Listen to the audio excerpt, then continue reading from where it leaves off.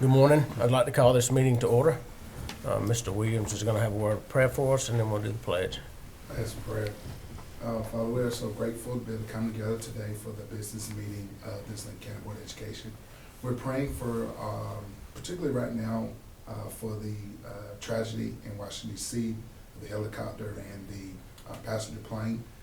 Praying not just for them, but for this country as our leaders and local leaders today as they discuss financial business with this tax hearing. We want to continue to just be with us in our patience, in our comments, in the decision making that will be made in the coming weeks with this board and with this community. Bless this meeting, that we continue to keep in mind the purpose to educate to the best of our ability in this community, and decisions that are made are in the best interest of this community and this school system. Maybe ask your wisdom again on all of us today. In your name, Jesus Christ, we pray. Amen. Pledge allegiance to the flag of the United States of America and to the republic for which it stands, one nation, under God, indivisible, with liberty and justice for all.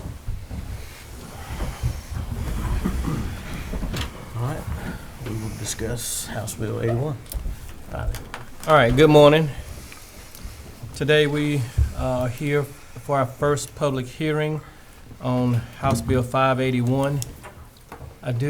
Before I get started, want everyone to know that since September, when we were hearing about this bill, we've had several webinars, we've had several workshops. I've been a part of several meetings. I've been in touch with our attorney. I've been in touch with county and city officials. So we've had a couple of months to kind of look over this, to decide. There has been some controversy about this bill, what the intent was. So my job here this morning is not as of an expert, but hopefully give you the information you need and share with you the decisions that we have made up to this point. Now, I will say we have voted with the intent to opt out. So we have not opted out. So I'll make sure people understand that it's the intent. And once you formalize the intent, then you have to have 3 hearings. So today is the first of those hearings. Okay. What I did is also presented a timeline for everyone, just to make sure we're all on the same page. So in November, the legislators put this on the ballot. And in Lincoln County, 58% of people voted for this constitutional amendment. And then 41% no. So we did have a close race here. I actually put the actual language of the document here so you can see it. And again, even that sometimes can be misleading, because 9 times out of 10 when people read it, they're going to just see that it is to hopefully decrease the taxes that you pay. So I did want you to see that. And then in December, this board, we had a presentation, and there was no action taken at that meeting because you couldn't take action until January the 1st. So it was just a presentation to the community and to this board of what House Bill 581 was. And I do also, at this time, I do want to mention that all of our board meetings are recorded, so you can always go back to previous board meetings to see presentations and actually get the handouts. So we could not take an official action in 2024. We had to wait till 2025, okay? So some districts started January the 2nd. As soon as this new year came in, they started their hearings. Well, this board, we decided to wait till our first board meeting, which was January the 14th, because everything had to be turned in by March 1st. So that's a 2-month window to get all this done. 3 hearings, and the documents have to be in the Secretary of State's office by March 1st, okay? So on January 14th, this board decided to vote with the intent to opt out, okay? On the 17th, we had to send this information to the paper because it has to be a week in advance before the meeting. So on the 23rd, it appeared for the first time in the Lincoln Journal, and so today, this morning, we're having our first hearing. So we've adhered to all of the rules and regulations required by the statute, okay? And then tonight, we'll have another meeting at 6 o'clock, and then our final meeting will be February the 6th, our third and final hearing. The advertisement will run again today in today's paper, and we'll be compliant with a week before the final meeting. All right.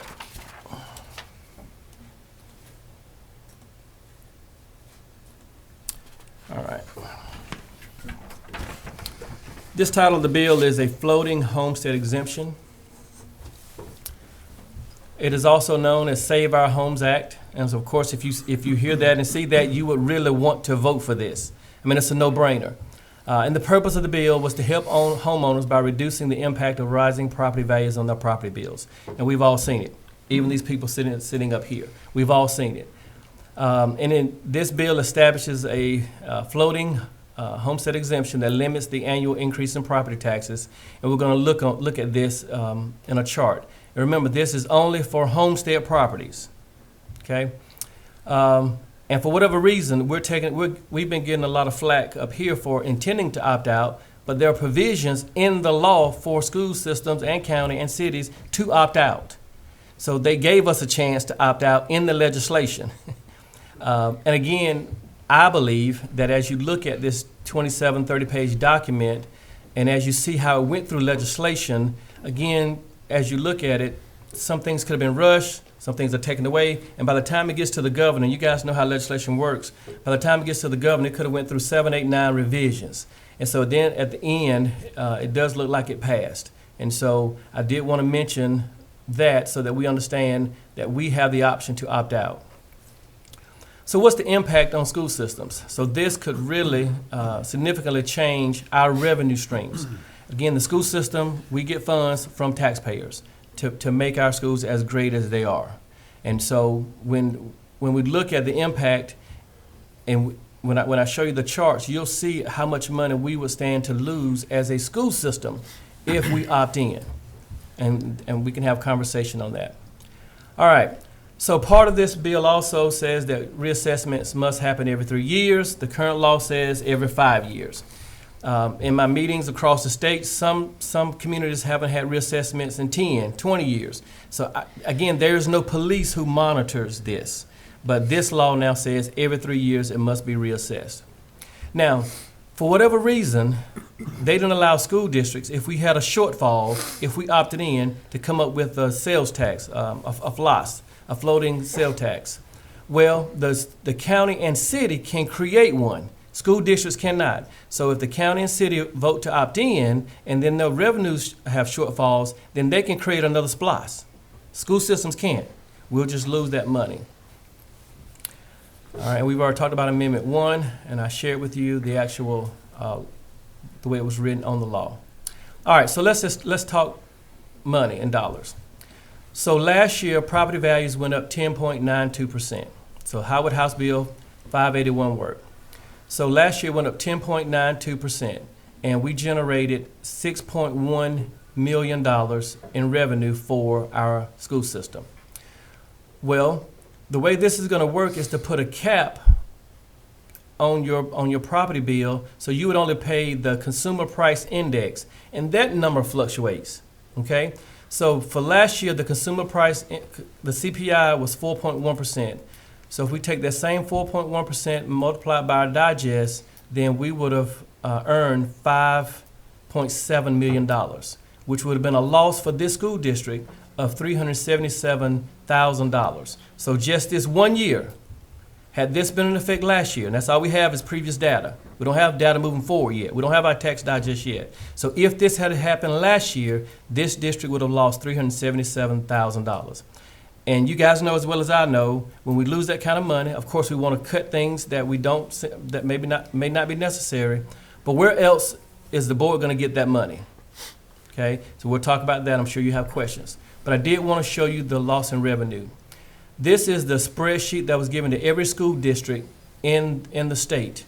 And I met with Kenny Adair, our tax appraiser, and he actually gave me these numbers, and then we were able to fill in this chart. And as you can see, that $377,000 of loss. So what about previous years if House Bill 581 was in effect? We would have lost cumulative over 1, 2, 3, 4, 5, 6 years, $835,000 of lost revenue based on House Bill 581.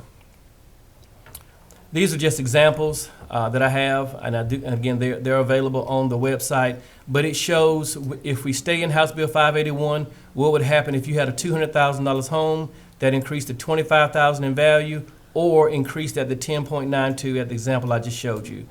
And just to show you in blue, if we stayed in House Bill 581 and your house increased $25,000, your tax bill, I need my glasses, is at $1,095. And then if we're not in House Bill 581, $1,200. So yes, there will be an increase in your tax bill of $277. And again, I can come back to this chart if we need to. But I want to show a person how it would stand for you. Okay. So pros and cons of opting out. Again, this lets this board local control how your taxes are to be paid and not the state. Any revenue cuts for us would preserve the high quality of our education that we have. And I think you guys know we have a pretty great school system here in Lincoln County. Not just the academics, but athletics, our fine arts, and the whole system. And it's the reduced tax rate adjustments. Fewer fluctuation in the revenue means districts may not need to adjust the millage rates. And these guys have done a great job at reducing the millage rates when it needs to be, and then raising it slightly if need be. So you're opting out still puts the power in the hands of local people making decisions for the local community and not the state. And we do know, as a con of this, that homeowners, you still may face the higher tax properties. So we do know that, and we are aware of that. We've already talked about the 3 meetings, but again, these are the requirements that were in the statute. So you should have seen them in the paper, and it tells you what size it has to be in the paper and on the website. So after 3 meetings, if we decide to opt out, we have to have it filed in the Secretary of State's office by March 1st. Now, we'll tell you, there are some upset legislators upset at school districts for opting out. I will tell you that probably 80% of the districts are opting out, and you can look on their websites. I just looked at probably 60 of them last night, and on their website, opting out, opting out, opting out. So it's not just Lincoln County. This is across the state. So the chair of the Ways and Means Committee, he has passed House Bill 92 and out of the Ways and Means Committee, and it is head for discussion to the Rules Committee. He wants to extend the date from March the 1st to May the 1st to give new board members, which we don't have any new board members a chance to look at the law and then maybe have some time to think about it. Now, what does that do for us that we have a March 1st deadline and he wants to extend it to May, but it hadn't been approved yet? So let's say we wait, then all of a sudden they said, no, March 1st was the deadline, then we missed the deadline and we're automatically opting in.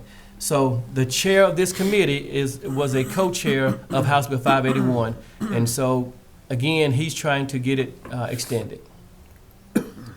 Again, we just final notes. We realize House Bill 581 had good intentions to help homeowners. We understand that. We know that. We're homeowners. However, the reduction in funds to the school district will cause us to do three things. We would have to raise the millage rate. So you get the lower reduction on one hand, but then the school district may have to take that same money you saved by giving a millage rate increase. If we don't have the revenue streams coming in, we may have to use some of our reserve funds. And it's just like you as homeowners, you have savings accounts, and sometimes we don't like using the savings accounts because we have it on for an emergency, and we don't want to dip into our savings. And number 3, if we don't have these revenue streams, then we may have to cut programs and our service and personnel. And I will tell you that we look at this every single month. We don't wait till February when it's time to hire teachers and look at programs. We look at this year-round of what can be cut if it can be cut. Can we cut people? Can we cut supplies, equipment, expendable equipment? We look at this monthly. And I tell you, we will make sure that we will do what's in the best interest of our community and our school system to do what's best. So this was an old number here back in December of 24. Georgia School Superintendent Association surveyed all the districts, And at that time, 78% said they were going to opt out. So this is intent to opt out.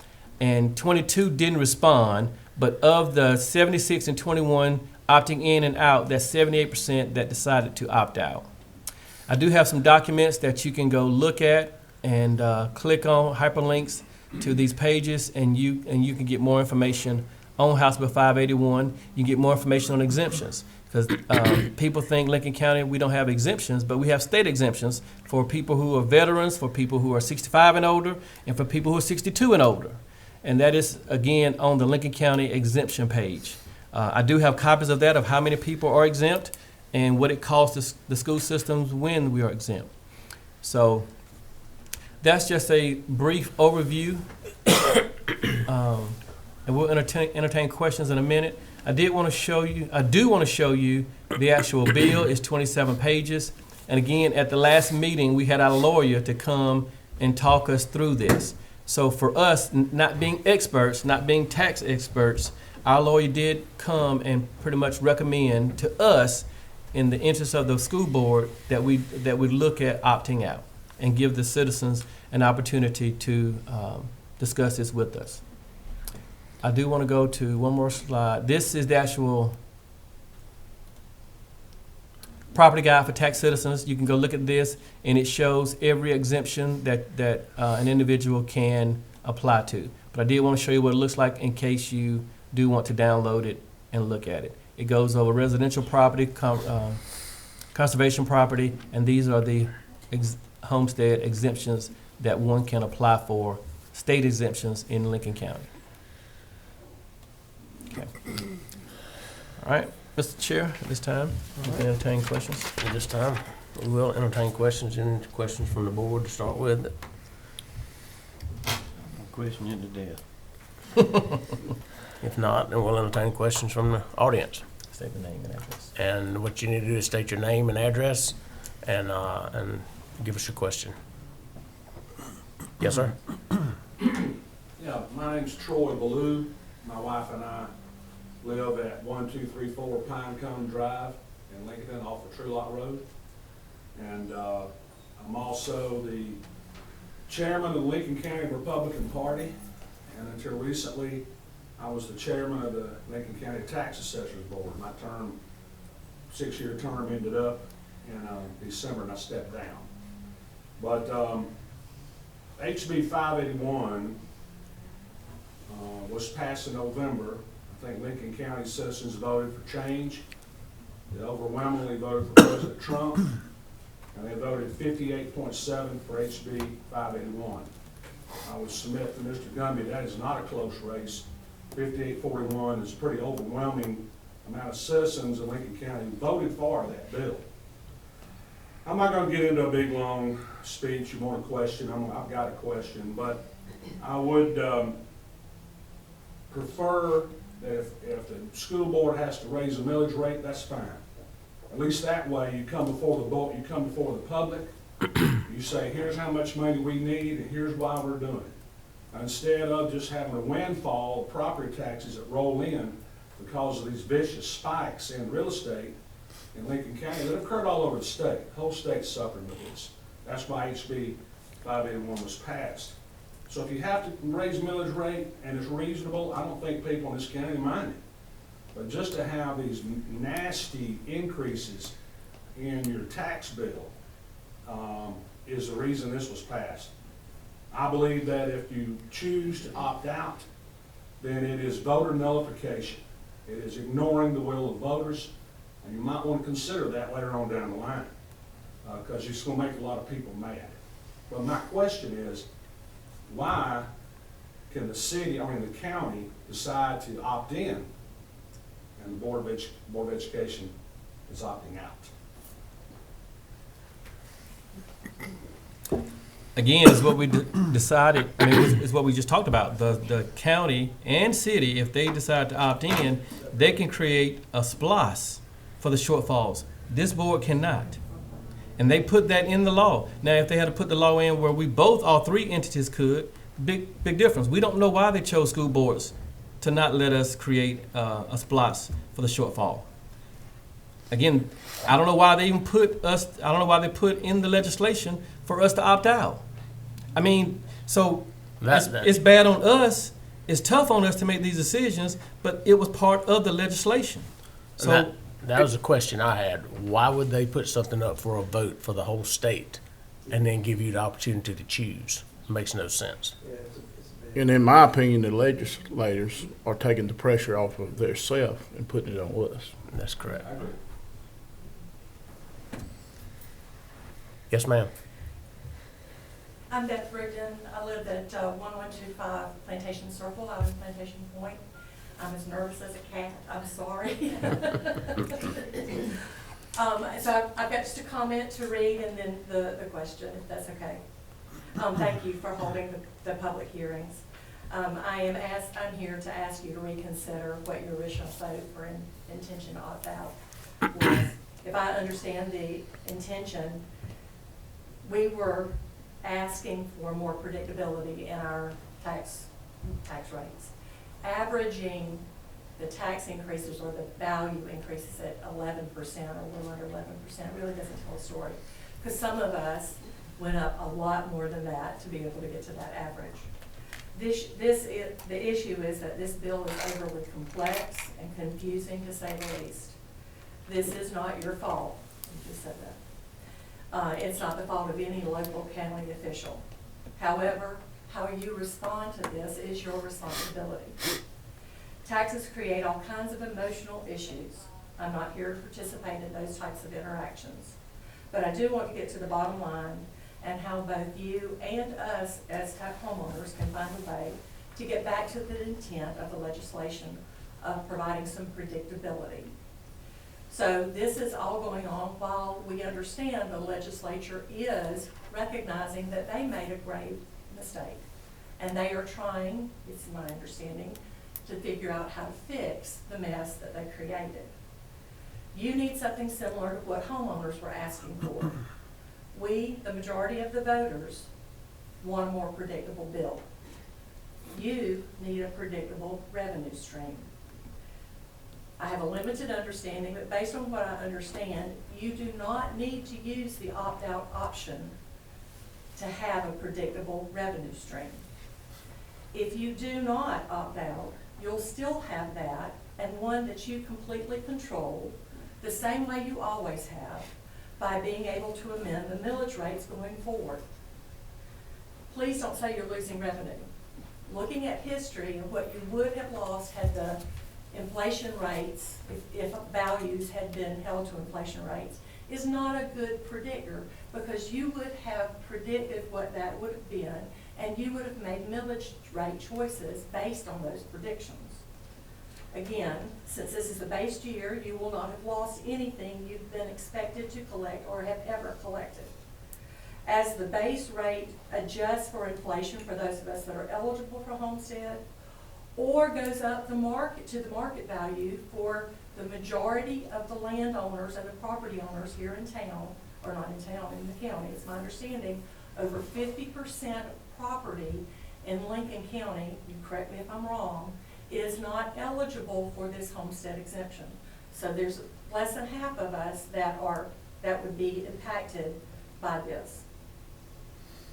You can manage your revenue stream with the same three options you always have had.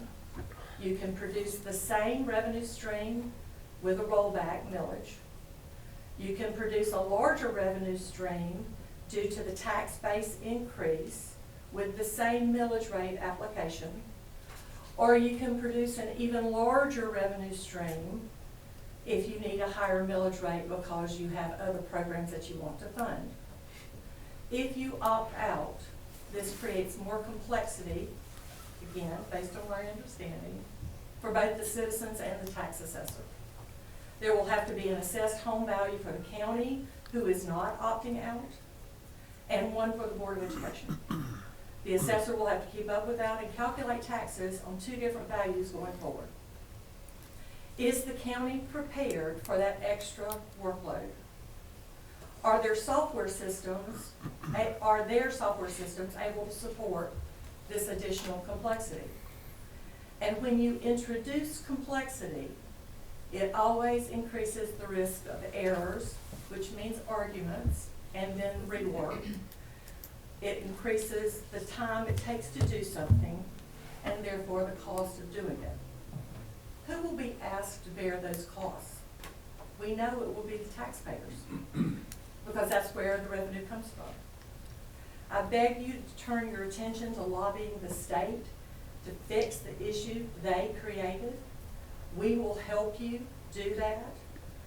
You will garner a tremendous amount of support for the citizenry. This educational system has had a lot of support from Lincoln County. I've been in Lincoln County since 1998, and we have supported the county school system and creating the value that you provide to us.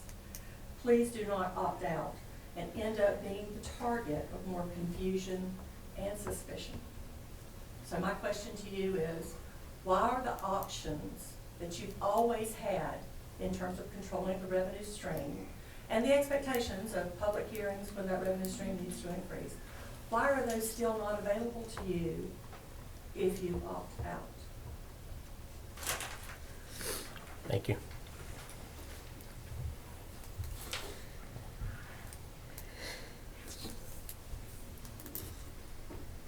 I will respond. Anybody gonna respond? That's what I'm asking, does anybody wants to? I will, they are still available. I think we had a 4-1 vote, and I'm voting in favor of not opting out, so.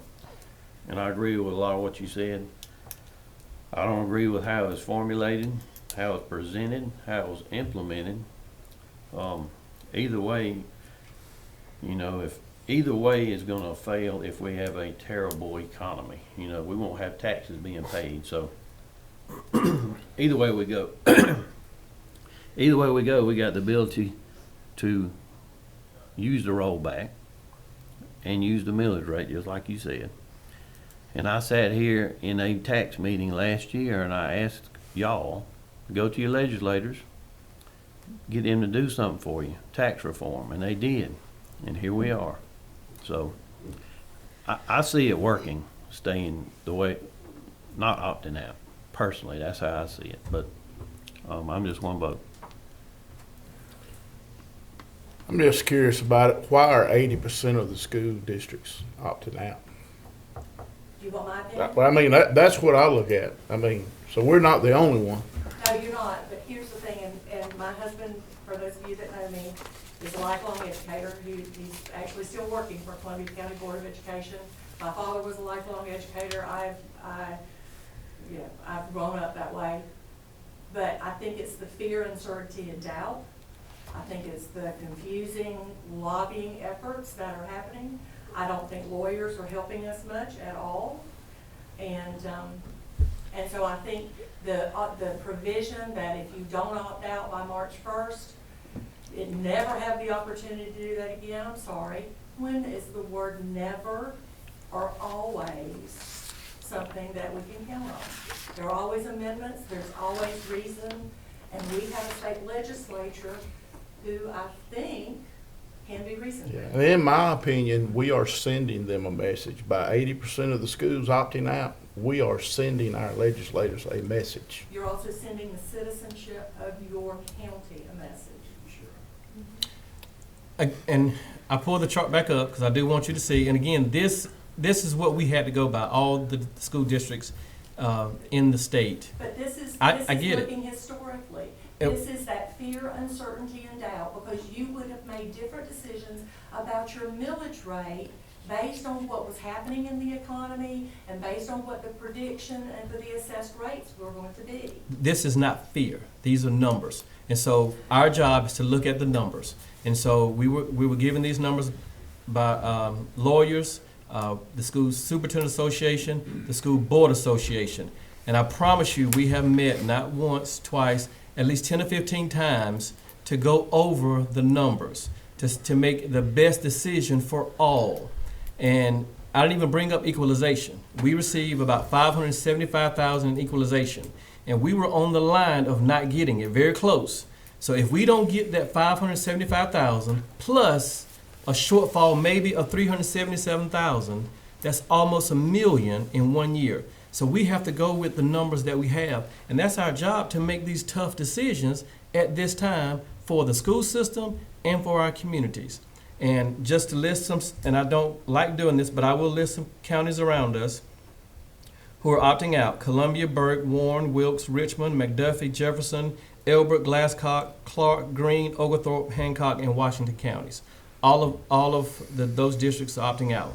The metro districts are opting out. So it's not just the rural districts, it is the affluent districts, it's the suburbs. So we've gotten together to discuss this. We just didn't do this on a whim. We looked at your stances, we looked at all the stances. And so for us as school districts, I think the stance is, we know you had good intentions, lawmakers, we know it. We just want a better bill. And we don't want to seem like we're the scapegoats of a bad bill. And that's what it is. And then for them to give us the option to opt out, and then we opt out and we're the bad people for the decision that they put in legislation, because we want to do what's best for kids in the school system and for you guys, it's just bad for us. And I would hate to raise your millage rate when I see the shortfall and you really didn't get the decrease you saw. So then why not just let these people decide what they've always done and what's best for your millage rate? The millage rates have been low for years. I think there was a spike 2 years ago, but they've been back on the decline. We lowered the millage rate last year, a half a mil. So these people look at where we are and they make those tough decisions. But I assure you, 100%, since September, this has been the topic at every school board's meeting, every school district's meeting, every superintendent meeting. And again, it's a tough decision, but I stand on not losing almost $1 million without knowing if we're going to get it or not. Now, in April, we will know how much equalization, but that's April. We will know if we receive equalization, but right now we don't know. And then we may have to raise the millage. Now, again, we have a great system here. The next step, if we don't raise millage, is to actually cut programs and cut people. And the board knows that, and we'll make those decisions. But at this point, in this hearing, I think our option is to, hey, let's talk about it. But what we've heard is we decided the intent to opt out, not to opt out yet. But again, those are great comments, and I appreciate all of the comments, and we'll definitely take those into consideration. And that's what these hearings are about. Did I miss something? Did we miss something? And so we will talk about it. Any other questions?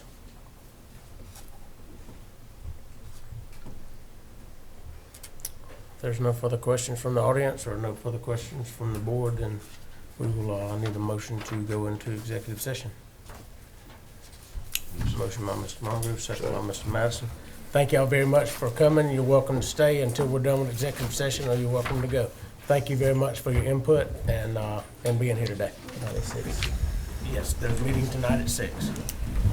I'd like to call this meeting back to order. The superintendent has recommended, and I make a motion that we hire Ashley Rivero as the high school Spanish teacher for FY 25-26 school year. Second by Mr. Monger. All in favor? Thank you. Superintendent's recommended, and I make a motion that we hire Elizabeth Spratlin for the art teacher of the high school for FY 25-26 school year. Second by Ms. Madison. All in favor? Thank you. Motion to adjourn. Motion to adjourn from Mr. Hyde. Second by Ms. Hillary. Thank you. We'll be back at 6. See you at Back at 6. 6. Yes. 6 o'clock.